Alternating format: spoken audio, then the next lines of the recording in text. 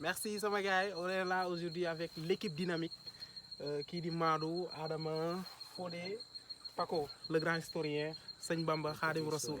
Abdoulaye Sokhna le grand PDG moom moo géré wàllum caméra bi ñu ngi leen di jaajëfal liggéey bi rafet na macha allah lii yëpp pour bëgg suñ gox la bëgg suñ askan ñun fas yéene organiser benn conférence bu mag boo xam ne je suis le conférencier moi Koti Sylla incha allah rabbi ñu joxe rendez-vous le 29 septembre fii si Ndiayène Poste si CEM bi la war a amee foofu lañ nekkoon d'ailleurs di ko nettoyer incha allah rabbi ñu ànd seeg le grand décorateur muy Abdoulaye Sokhna le grand caméraman le grand PDG bu Ndiayène Poste TV war si ànd ak Afrique Studio muy Boubacar Sylla wala Love Music ak yeneen gars yoo xamante ne vraiment Pape Samba Dramé il est le frère d'honneur inchallah il va venir et nous attendons également l'équipe municipale toute l'équipe municipale pour qu'ils puissent venir soutenir leurs frères soutenir les élites locales et également pour participer au développement du monde rural on est fiers de vous mes très chers et merci beaucoup à la prochaine merci le PDG de Ndiayène Poste on est content moi tamit sunu collègue yu jógee Gambia di leen wax na welcome soyez les bienvenus Gambia people.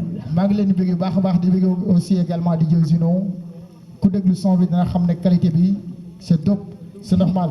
kooku mooy Zino. ok di nuyu tamit l'animateur du peuple par le peuple. le grand PDG. Abdoulaye Sokhna. borom Ndiayène Poste TV.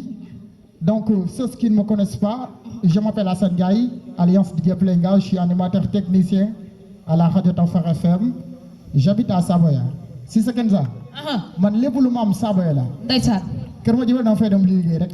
mais lépp lu ma am Saboya la. Saboya. léegi nag sans plus tarder avant que ñuy commencer programme bi. dama bëgg lépp rek ñu teg ko ci yoon teg ko ci axe. ñëpp xam nañ ne Arona un acteur de développement la woon mu nekkoon un soldat fii ci commune bu Kër Maba Diakhou. également bu doonoon jeune bu am ambition ci liggéey bu mu doon def. laata ñu koy rendre hommage nag bu fekkee chef de village mu ngi fii wala borom dëkk ñu tijjee ko ci ñaan yi ñu soog a def 1 minute de silence voilà ñu continuer programme bi borom dëkk mu ngi fii DJ Zino bu fekkee borom dëkk wala ñu xool kenn ci notable yi mu joxe dog ñu commencer parce que ñu ñëpp ay doomi jullit lañu même bu nekkee tamit ci religion chrétien bi tamit balaa ñuy commencer tamit war nañ ñaan vraiment tamit si Sekenza ma xool bàyyi frère d'honneur bi monsieur Dramé sama professeur. voilà léegi dama joxal ma ko micro bi. voilà am na sunu pape bu nekk fële ne léegi. am na suñu pape bi nekk ci ginnaaw. voilà léegi. d'accord non na ñëw fii na ñëw puisque affaire dañ ko war a immortaliser yi. puisque y a des chaînes YouTube y a des télévisions. papa c'est comment encore nu mu tudd. voilà tonton Cheikhou vous êtes demandé ici s'il vous plaît nga ñëw nga joxe dog rek ñu commencer programme bi. moo nekk tonton Sylla mu joxe ay dog ñu commencer programme bi merci. bismillahi rahmaani rahim auzu billahi mina sheytaani rajim bismillahi rahmaani rahim maa ngi nuyu mbooloo mi yëpp teew fii tey di leen dalal jàmm fii si Ndiayène am na borom dëkk daa mel ni dëkk bi waa dëkk bi dañu am dëj bu jàmp si bëccëg bi seen benn mbokk bu wàññeeku fee si Kombo waa dëkk bu bëri foofu leen dem xam naa loolu moo waral seen ñàkk teewaay fii bu baax a baax mais ñu taxaw fii comme rek sànni fi ñaan comme balaa ñuy commencer programme baax si kàttan Yàlla ñu def Fatiha salaatu Fatiha yàlla ñu commencer programme bi si jàmm jeexal bi si jàmm si kàttan Yàlla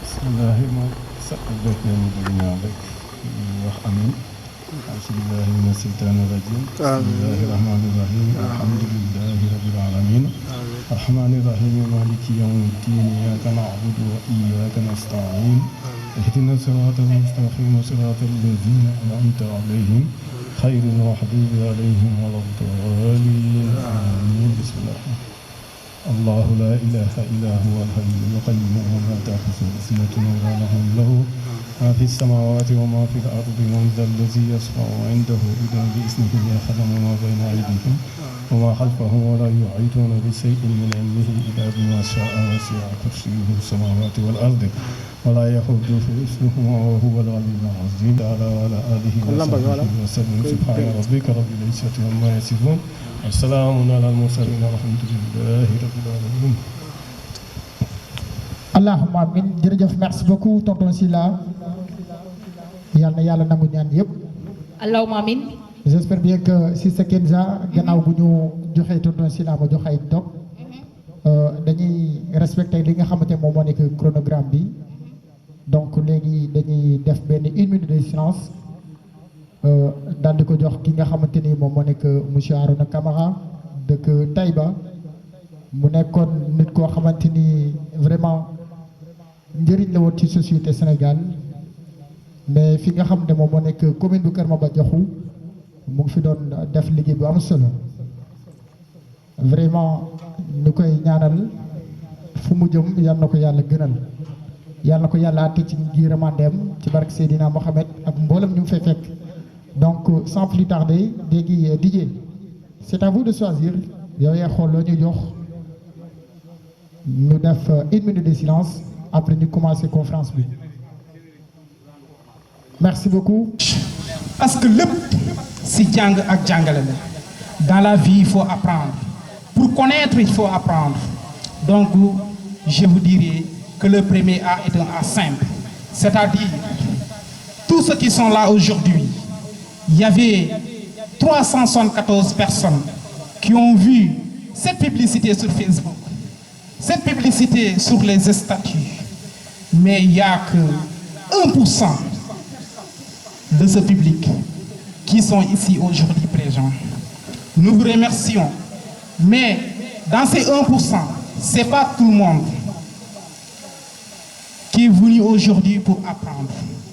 Il y a des gens qui sont venus parce que tout simplement Jules me plaît. Il y a des gens qui sont venus parce que Pape Samba Dramé doit venir. Il y a des gens qui sont venus parce que Didier Ougino est là. Mais je parle que dans la vie, il faut apprendre.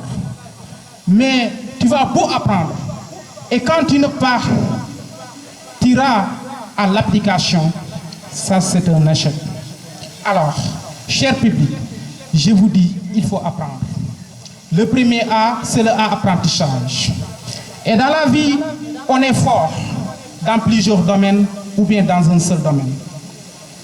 Mais pour que tu sois véritablement fort dans plusieurs domaines, il faut passer à l'assimilation. Aujourd'hui, je suis élève. J'apprends mes cours en histoire géo, j'apprends mes cours en philosophie, j'apprends mes cours en maths, physique et chimie, alors pour avoir la moyenne. Mais il ne m'est pas promis que je vais réussir dans toutes ces disciplines. Je fais la géographie à l'université. Mais ce n'est pas toutes les branches de la géographie que je vais suivre. J'ai fait le droit à l'université. Mais ce n'est pas le droit dans sa globalité que je vais suivre. Il y a une petite portion dans le droit qui m'est appropriée, dont j'ai choisi aujourd'hui que je suis fort là-bas, je suis à l'aise. Et ça gagne ma conviction. Et je vais assimiler dans ce qu'il y a de pertinence dans cette portion. Et je vais faire ça un métier de vie. Alors, tu as appris, tu as assimilé. Maintenant, il y a une chose qui est très compliquée. Et c'est la partie la plus importante dans la vie de qui que ce soit. Tay da ngay jàng nga boole xam-xam yu bari mais wallahi man maa leen ko génne tey boo parewul pour passer à l'action lépp lu nga jàng ça n'aura aucun intérêt. Oui, rappeur là mais ban album nga créé mais ouais te rappeur là lan laa woy loo xam ne njëriñ la askan bi. Donc c'est ça l'application. Tout ce que j'ai comme mentalité, tout ce que j'ai comme énergie dans la tête, je dois appliquer ça au sein de la société. Parce que, comme le disent les philosophes, l'homme n'est que le remède de son homme. Et puisque l'homme est le remède de l'homme, donc on doit faire quelque chose pour le bien-être de l'homme, pour l'épanouissement de l'homme. Alors, moi, Coach Sylla, je vous ai beau réunir aujourd'hui, je vous ai beau dire il faut venir participer à cette conférence, à cette conférence de développement personnel, de déclic, de transformation. Mais quand vous ne passez pas à l'action, je vais dire que je m'excuse de vous avoir réunis aujourd'hui, mais vous n'allez jamais réussir dans votre vie. Tout ce que vous allez apprendre dans la vie, il faut passer à l'action. Donc, cher public, disez avec moi, peu importe les circonstances, peu importe la situation dans la vie, je vais passer à l'action. Répétez, que chacun regarde celui qui se trouve de son côté droite ou gauche en lui disant, peu importe les situations, je vais passer à l'action. S'il vous plaît, maximum d'énergie. Est-ce que vous êtes prêts à passer à l'action dans votre vie? Dites oui si vous êtes prêts. Est-ce que vous êtes prêts à faire quelque chose pour votre société? Est-ce que vous êtes prêts à impacter la vie des autres? Est-ce que vous êtes prêts à donner plus de courage aux autres? Est-ce que vous êtes prêts à réaliser quelque chose qui sera beaucoup plus important pour toute la société et l'ensemble de la société? Si vous êtes prêts véritablement, dites oui. Je n'ai rien entendu. Est-ce que vous êtes prêts à impacter positivement? Donc, c'est ça qui va me donner l'opportunité aujourd'hui de vous dire que bien vrai que vous êtes prêts à faire quelque chose, à réaliser, mais il n'y a pas d'humain qui n'a eu jamais peur. Vous et moi, on est tous peur de passer à l'action. On a peur de trois choses. On a peur de l'échec. On a peur du regard des autres. Mais on a peur de notre pauvreté. Et dès qu'on a peur de notre pauvreté, on ne pourra pas faire grande chose pour se départir de cette pauvreté et de devenir un quelqu'un, comme l'a fait Coach Sylla. Coach Sylla qui est né dans une famille modeste. Coach Sylla qui a été critiqué. Coach Sylla qui ne connaissait pas, qui ne savait même pas qu'il pouvait faire quelque chose. Mais Coach Sylla s'est cru en lui, en ses capacités, pour transformer ça en énergie et d'être utile pour sa société. J'espère que c'est ça qui anime aujourd'hui Didier Ogino. C'est ça qui m'anime. Donc si vous êtes prêts à accomplir une chose dans votre vie, sachez que vous êtes prêts à devenir un leader. Un leader doit avoir ses convictions. Je n'ai pas peur de l'échec. J'ai confiance en moi et je sais que je peux réussir.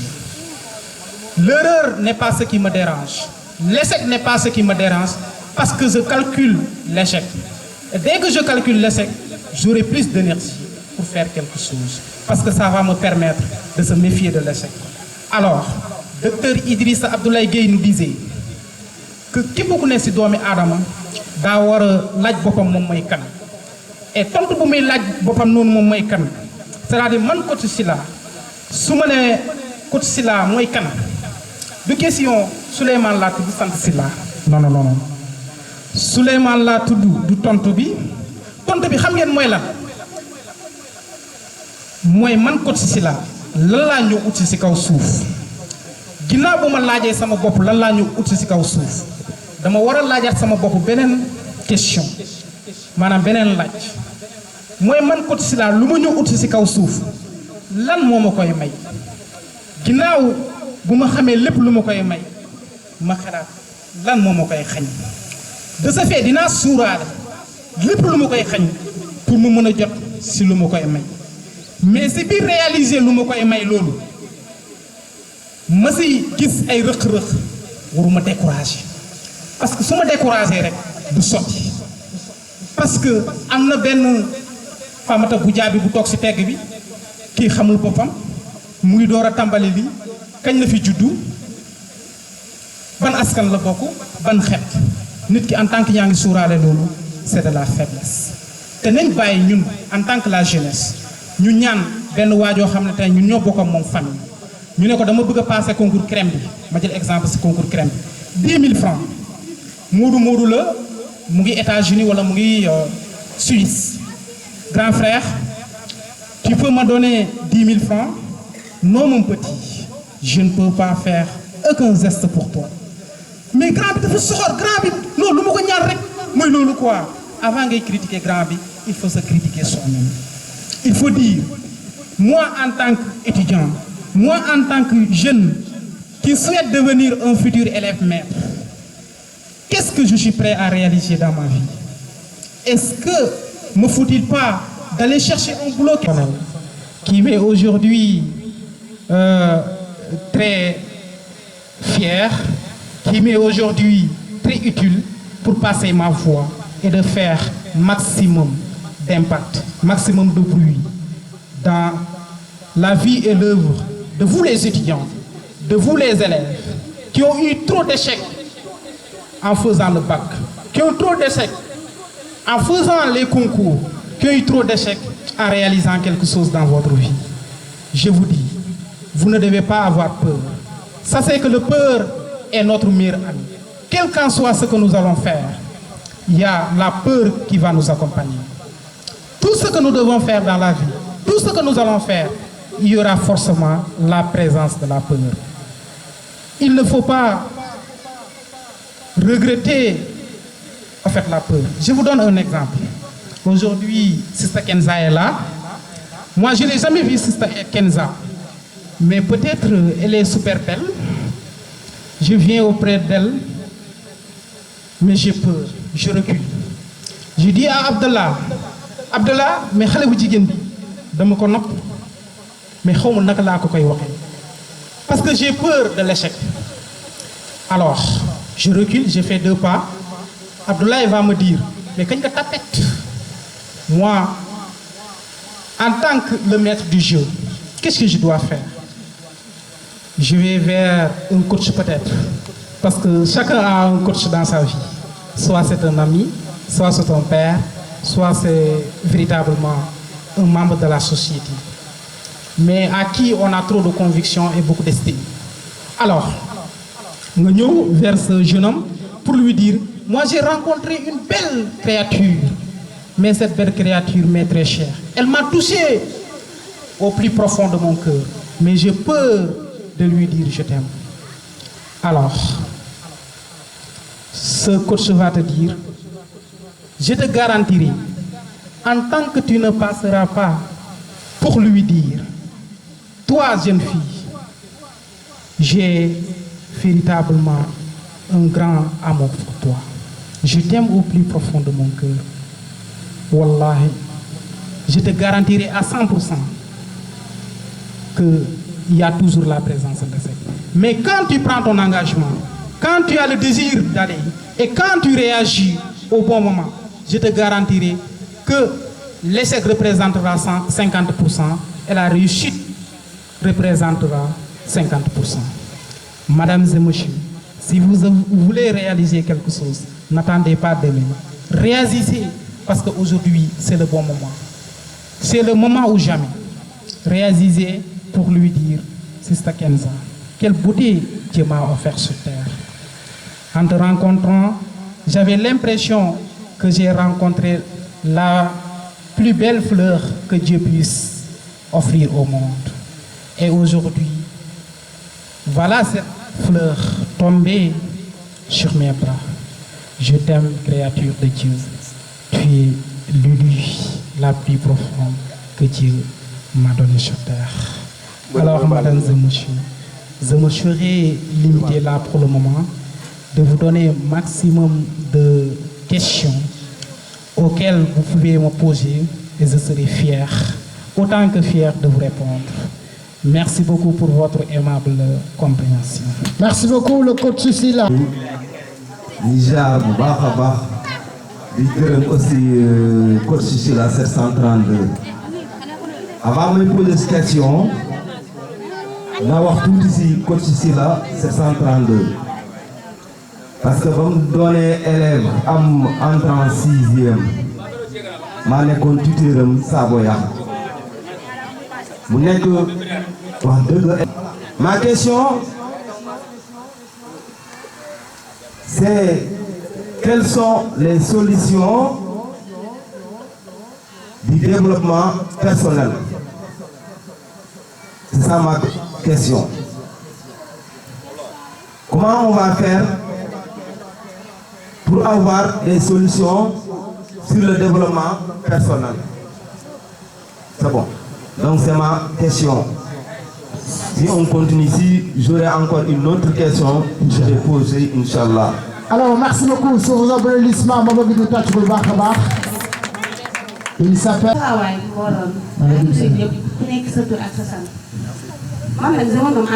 Je suis étudiante à l'université Cheikh Ahmadou Bamba de Kaolack en droit deuxième année. Souleymane, ma question est que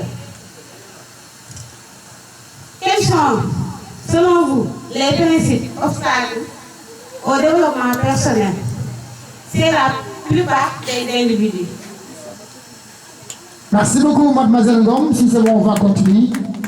Ceux qui sont aujourd'hui présents, Aliziar, mon ami Somotrodo, je, Diziar et Didier Plenga, Ouzino, Diziar et Gaïe, et Didier Diofal encore, qui délégation Max Sounoulep, le professeur Pape Samba Dramé, Nutanoko, Magalego Besbi, et c'est un très grand plaisir pour nous de venir aussi assister. Parce que en anglais, l'année, the most you learn, the most you earn. Maintenant, plus que tu apprends, plus que tu gagnes. Et vraiment, le contentement là. Bon, man, d'où question, mais contribution là. Parce que ça, qui peut me définir le développement personnel? Et amna len lo xamantene ñu tamit def nañ ko ci développement personnel et dañoo jangal né le développement personnel se définit sur trois choses.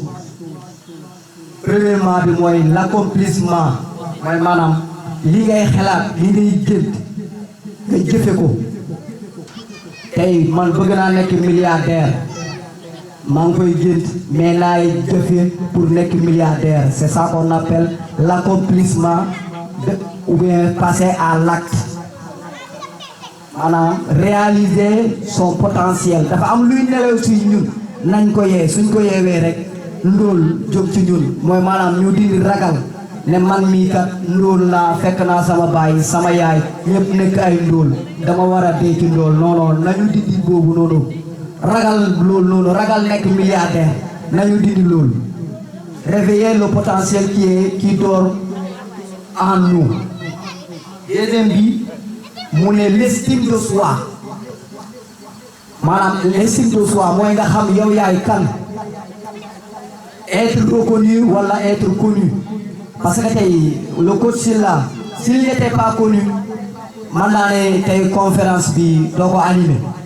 Et franchement, nous l'avons déjà fait. Tu es un gars bien cool, xamante nañu. Léegi connaissance boobu noonu wala xamel boobu noonu ngay user wala ngay jëfandikoo ba am li nga bëgg parce que tey am naa relation ak coach Sylla tey lu ma bëgg ci moom su ma demee laaj ko wala mu laaj ko dana ma ko jàngal kon nag il faut être reconnu être connu mooy am estime de soi. Troisième bi ñu ne l'appartenance maanaam nga am fi nga bokk wala nga xam fi nga bokk. Créer des liens, madame, et des amis. Le développement personnel, madame, maintenant, affaire au kharid. C'est une relation amicale ou bien fraternelle. C'est relationnel. Donc, créer des liens, faites-vous des amis. N'engagez pas de sentir moi, l'appartenance. La sécurité. Pour définir le développement personnel, il y a aussi un point qui s'appelle la sécurité. Se sentir en sécurité. Madame Niki, vous savez, nous avons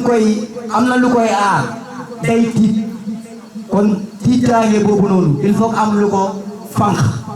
la sécurité. Sentir confiant, avoir la confiance. Celui qui est en sécurité, il a la confiance, madame, wóolu na boppam. Kon loolu tamit daf lay permettre nga nekk nit koo xamante ne nii lépp lu nekk sa kanam maanaam lépp loo xamante ne gàllankoor la mu nekk sa kanam da nga koy mbëkki jàll dara néew fii loo xamante ne nit ñi war nañoo mën a téye ñu teree nekk ay nit ñu am kon nag nañu am confiance nañu wóolu suñu bopp beneen bi mooy la physiologie mooy maanaam li nga xamante ne da nga koy def chaque jour soo ko defut daf lay loofloo mooy maanaam boo xiifee na nga lekk soo maree na nga naan soo gëmmantoo na nga nelaw mais na ngay nokki bu normal parce que ku feebar ku ne pour problème nokki dina ko am kon bu ñu xiifee nañu lekk quel que soit lekk booy lekk mais na nga mën a tenir debout parce que aujourd'hui man naa gis ne ñi ñu fi nekk ñëpp añ nañ ba suur naan bañ ba man di moo tax ñu ñëw fii nañ lekk nañ naan suñu maree ndax ku lekkul ba suur naanu ba man di sa bopp bi sa xel yi du liggéey na nga nelaw bu doy sa xel bi mën a liggéey kon tous ces points là ça nous permet de définir le développement personnel maa ngi yëm foofu noonu di leen jaajëfal ne n'être pauvre ce n'est pas un problème mais mourir pauvre soo deewee war nga mën a layo sunu borom merci beaucoup ci jotaay bi. Merci beaucoup sur vos applaudissements. Permettez-moi de saluer ici les journalistes gambiens. Clap your hands, please, ladies and gentlemen.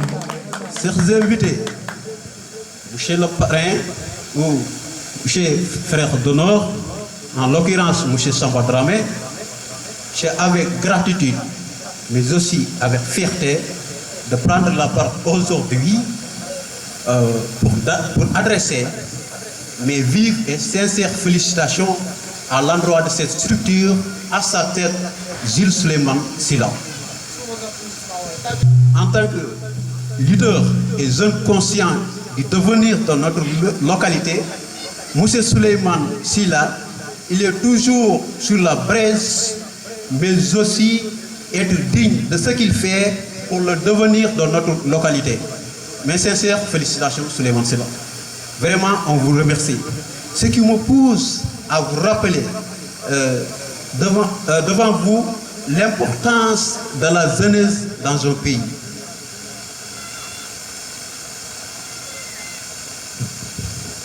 waaw mais gone gi mosuma xam ni la dégg anglais Big Sarr dinaa la nettali benn anecdote bu doy waar après baal ba def discours am ba pare da ngeen reetaan ba seen bëri ñaq. L'importance de la jeunesse dans un pays, c'est-à-dire elle contribue à développer la résilience des communautés et à stimuler le progrès. Sa contribution à l'agenda 2030 est primordiale pour accélérer l'élan vers la réalisation des objectifs de développement durable. Elle contribue au développement de l'économie sociale et solidaire à travers des activités à forte utilité. Mais pour cette activité, telle activité est un bon exemple. À sa tête, M. Souleymane Sylla, code 732. Merci beaucoup, Souleymane Sylla. Ma question est la suivante, M. Souleymane. Et quel message vous allez lancer aujourd'hui pour motiver la jeunesse ici présente d'y rester et bâtir notre Sénégal de demain? Merci tout au secours. Merci beaucoup. Ku nekk dafa am yàlla lu mu la séet naam boo ko nangu rek noppalu wallahi azim wax rek laay def nag xam naa ne bés bu bàyyi animation dina xaw a yéeme nit ku nekk yàlla daf la may donc noonu la demee rek doon nga nangu rek ñu xam ne yàlla moo ñu boole ñun ñëpp benn la ñu ànd ak yar ak teggin ndax yar lu mu la mun a may mun la ko xañ tey ñu ngi suñu biir ay grands frères yoo xam ne tey naam heure bi war na leen am lu mu ci lu mu leen fekk am na ñenn ñoo xam ne naam jarul leen ko waaye ñoom jaral nañ leen ko ndax ils ont compris ci li nga xam ne ci lañ nekk mooy li nga xam ne keppaaru ndaw ñi initié ko muy suñu frère Souleymane Sylla mu ngeen tàcc ko encore une fois très très fort man ci lu mu nekk damay am fit ñëw ci parce que dama xam ne ku dëggu la te ci li muy dox ci loolu laay dox moo nan la ñuy def en tant que jeune pour teg benn jéego boo xam ne nit ñi suñu rakk yi dañ ci mën a njëriñu naam ñu am ñu sens ñun amuñu sens boobu waaye suñu rakk yi war nañ mën a am sens boobu moo tax ñuy sonn naam lu ñuy am mënoon nañ ko dugal suñu poos doomu yaay mënoon nañ ko def leneen mais dañoo xam ne dañoo am wareef suñ diggante ñun ak askan bi suñ diggante ñun ak li nga xam ne mooy tout tànk yi nga xam ne ñun naam am nañ sens ñu am kay ak big di jàngi mais am na xale yu ko amul ba tax na lépp lu ñuy def ku ko comprendreul dañ la koy expliquer nga xam ne lépp lu ñuy def nit ku nekk am na ci wàll bu ko defee damay remercier ñu fi teew ñëpp mbooloo bi di jël sant ak ngërëm encore une fois di ko jox Souleymane Sylla nit ku baax nit koo xam ne du teg xel lépp lu muy def njëriñ la lépp lu muy wax tamit njëriñ la nit matut te doomu aadama foog nga nangu ñuy jiite la ñëpp mun ñoo ànd dem toujours yàlla suñu borom dafa am ku muy jëm am lu mu def ci moom dañ koy nangu bu ñu ko nangu rek avancé mais bu ñu ko nanguwul yàlla da koy taal muy avancé yow ngay arrière ndax yàlla suñu borom lépp moom la wallahi azim moom moo yor lépp donc bu ko defee panel bi ñi ci nekk ñëpp mooy ñi nekk ci keppaaru ndaw ñi tarkalla suñu grand ngi toog ñoom Dramé ku lim jum ñoom ñëpp ñu ngi ci biir panel bi comprendre ànd ak ñun ñuy saafonte def ay conférence mu nekk loo xam ne yombut ñiy jënd seen connexion wax dëgg yàlla ñëpp ñu nekk ak ay jigéen yi nga xam ne ñoo ñu accompagner naam du ñu xaraf ñii ñëwul dañ leen xaraf de ndax nit ku nekk dafa am li ci nga nekk lu ñu xamul ba léegi dañuy dawal cër boobu ak maturité boobu xam ne doomu aadama des fois day bëgg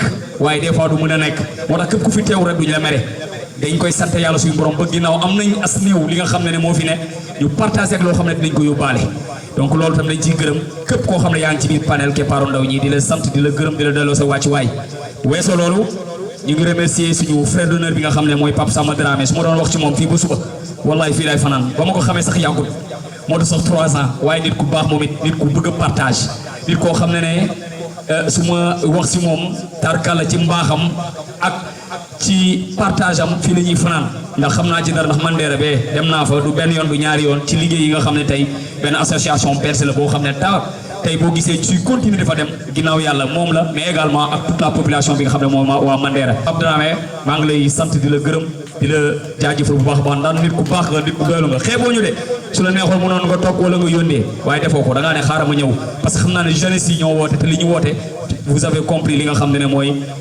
li ñuy teg mooy jeunesse bi nga xam ne moo ñu tax a jóg merci beaucoup encore une fois.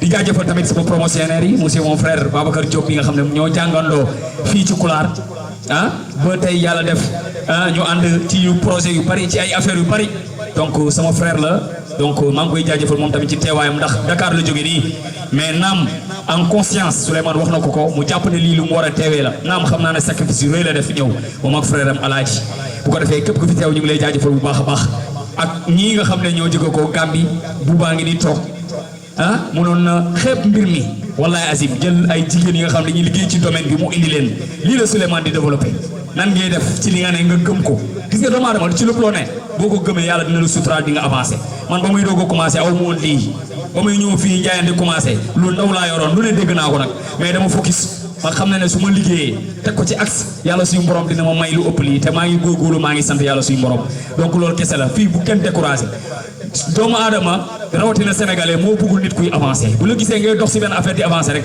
foog mu jéem a teg tànkam au lieu que mu jéem a ñëw fekk si la ànd ak yow gunge la pour ngeen ànd non non day siisu day mer day jaloux donc yooyu yëpp jaru ko te yàlla suñu borom xol lay fay donc yàlla nañu yàlla may ci xol muñ boobu noonu yàlla suñu borom da koy def ci doomu aadama ak cofeel boobu noonu donc bu ko defee ñu ngi gërëm ñëpp di sant bu baax Tamba Kanté bi nga xam ne dafa ne baawee jël sa oto jëndal essence demal nga dem yóbbu matériel yi gratuitement donc il y a des gens qui ont compris il y a des gens qui ont compris donc Tamba dinaa ko gërëm di ko sant ba bëgg ngeen filmer ko ndax da ko war a gis Tamba Kanté maa ngi koy gërëm moom mooy chef cabinet maire fële ca Kër Saalum Diané sama programme yi may def sama tournée yi may def base 16 lépp loo xam ne logistique la tribune yëpp daf ma koy jox gratuitement depuis plus de 5 ans donc dama koy gërëm di ko sant bu baax a baax Tamba Kanté yàlla na ko yàlla fay ak baaw yi miy toog jël otoom indil ñu ko suñu paree yëpp bagage yi ñi ngi fële ca Kulaar wax ci bëri na mënut a ñàkk parce que doomu aadama nag bu ñu ni dajaloo il faut nga wax li nga xam MC Vito ñu ngi lay gërëm démb laa jaar sa gàlle wax loo ko nga ne ma dinaa teew ñëw nga cofeel ak li ñu sekk la ñu ngi jaajëfal ñëpp ñu fi teew